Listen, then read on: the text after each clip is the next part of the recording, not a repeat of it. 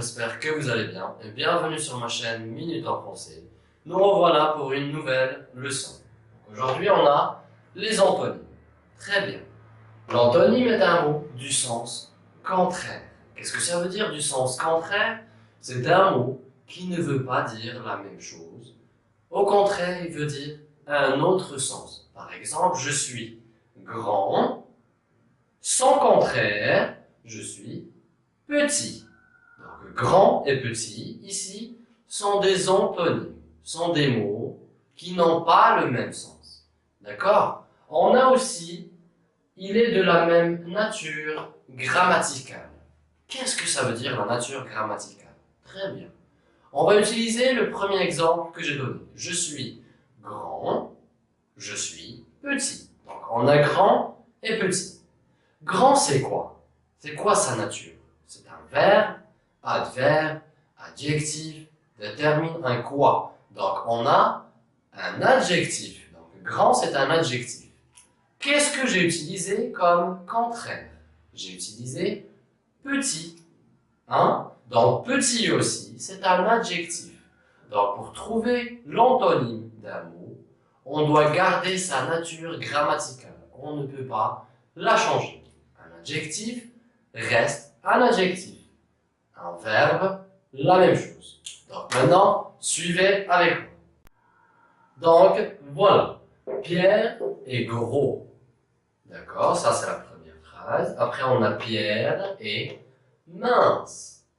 Pierre, à force de manger, il est devenu gros. Hein? Très bien.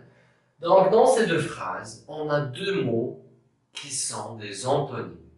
D'accord? On a gros, hein, gros. Après, on a mince. Mince, c'est une personne qui n'est pas grosse. Donc, mince et gros, ce sont des antonymes. Très bien. Mais maintenant, on va voir la nature grammaticale. Gros, c'est un adjectif. Mince, l'est aussi. Donc ici, ils sont de la même nature grammaticale. Maintenant, regardez ici. J'aime le chocolat. J'aime le chocolat. Hein? La deuxième phrase. Je déteste le chocolat. Donc, ici, on a aime et déteste. D'accord. Maintenant, est-ce qu'on a des adjectifs? Non, bien sûr. Ces deux-là, ce sont des verbes.